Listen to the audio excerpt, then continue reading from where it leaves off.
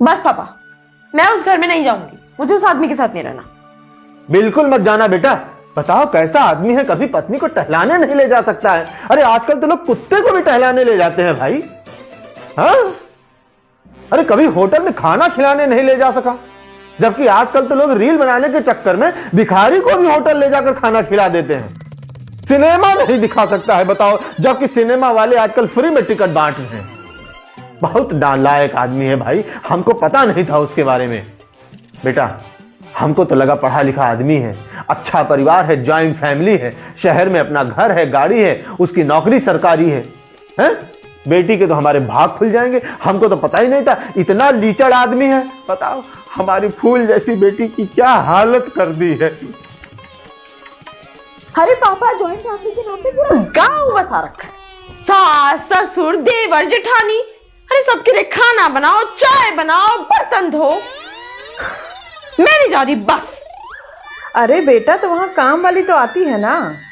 हाँ माँ, नौकरानी लगी है, लेकिन उसको भी तो बताने में मेहनत लगती है माँ, समझिए। हाँ बेटा कोई बात नहीं, एक मिनट। हाँ वकील साहब, ऐसा है, हमको हमारी बेटी का करवाना है तलाक, तो दहेज वाला मुकदमा लगाओ और कागज तैयार कराओ। अरे उसमें लिखो कि शादी के समय उन्होंने जबरदस्ती हमसे बुलेट दहेज में मांगा था। हालांकि मांगा तो नहीं था, हमने गिफ्ट में दिया था, लेकिन अभी तुम डालो कि उन्होंने जबरदस्ती हमसे बुलेट दहेज में मांगा था, कैश पैसा मांगा था, वो भी हमने कर्जा लेके दिया, और फिर से वो हमारी बेटी के ऊपर अत्याचार कर रहे हैं, कह रहे हैं कि कैश लेकर आओ, कार लेकर आओ, और हमारी बेटी को घर से भगा दिया है। हमारी बेटी के साथ मारपीट करता है, वो बहुत मारता है, बेल्ट मारता है। अरे हाँ मारता है भाई, मारता है ना, हाँ मारता है। देखो बेटी भी कह रही है कि मारता है, और कोर्ट में भी जाके वो बोलेगी कि इसके साथ बहुत मार पिटाई करते हैं उसके ससुराल वाले सब। ऐसा है, सबका नाम डालो, पति, सास, ससुर, देवर, देवरानी, जेठ, जेठानी, ननद, नंदोई, सबको सालों को मैं जेल में चक्की भिजवाऊंगा, ठीक है। हाँ बनाओ कागज पत्तर सब। जय हिंद। पापा क्या है ये सब? क्या? अरे बेटा ऐसे ही करना पड़ेगा, नहीं तो तलाक नहीं होगा फिर। अरे बेटा जो कर रहा हूं सब तेरे भले के लिए ही तो कर रहा हूं। हाँ लेकिन पापा झूठ बोलकर, उन्होंने ऐसा तो कुछ किया नहीं।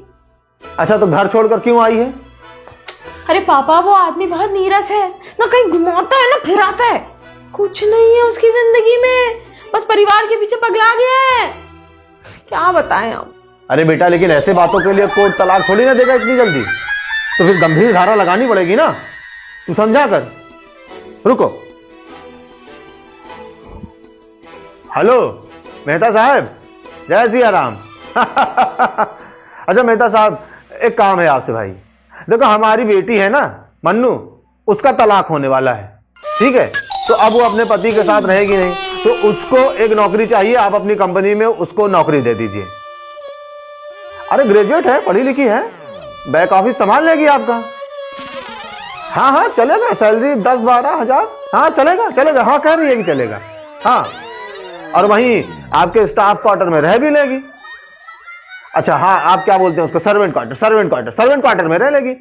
अरे बेचारी देखो क्या है कि अभी पति से अलग रहेगी, तो टाइम पास करने के लिए कुछ चाहिए ना, एंगेज रहे।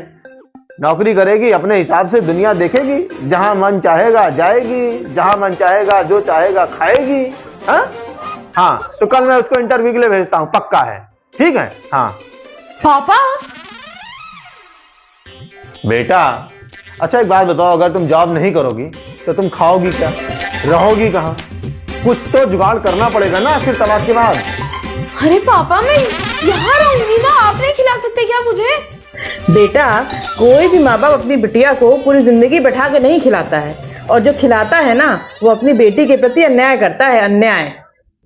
अब रही बात इस घर की, तो ये घर ना अब तेरे भैया भाभी का है, और जब तू अगर जॉइंट फैमिली में नहीं रह सकती है तो तेरे भैया भाभी कैसे रहेंगे, यही बता दे तू।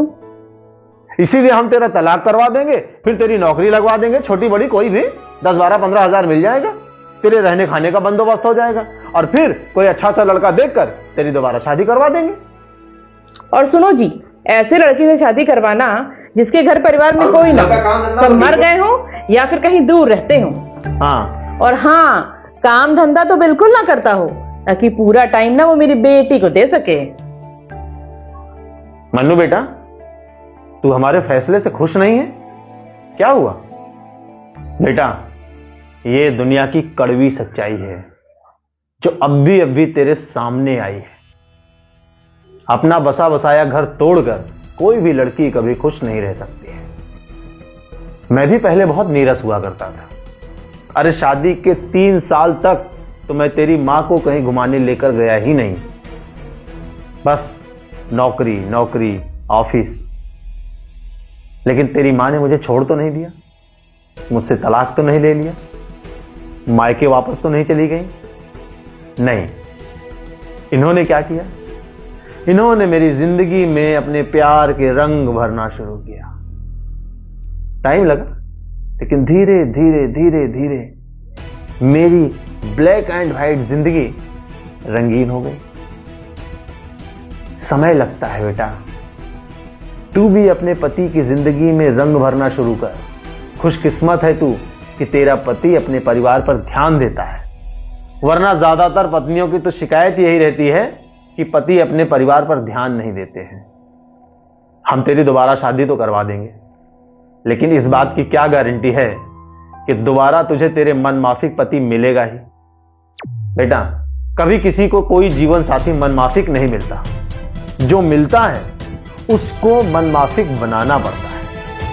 मन्नू, इस घर में तेरा हमेशा स्वागत है, लेकिन कब? जब तू अपने पति के साथ आएगी या उससे पूछ कर आएगी, लड़कर नहीं। अगर तू उससे लड़कर आएगी, उससे बिना बताए आएगी, तो सिर्फ यही घर के दरवाजे नहीं, दुनिया के हर दरवाजे तुझे बंद मिलेंगे। एक माता पिता होने के नाते हमारी जिम्मेदारी है कि हम अपनी बेटी को पढ़ाएं, लिखाएं, योग्य बनाएं, फिर उसकी शादी करें, उसका घर बसाएं और ऐसे हालातों में उसका घर भी टूटने से बचाएं। है ना? मैं सही कह रहा हूं ना? हाँ पापा, आप सही कह रहे हैं। आपने जिंदगी का ये जो दूसरा पहलू मुझे दिखाया है ना, इससे मुझे पता चला है कि मैं कितनी खुशनसीब हूं, मैं कितने खुशहाल परिवार में हूं, कितने नेक इंसान से मेरी शादी हुई है। थैंक यू पापा, थैंक यू सो मच।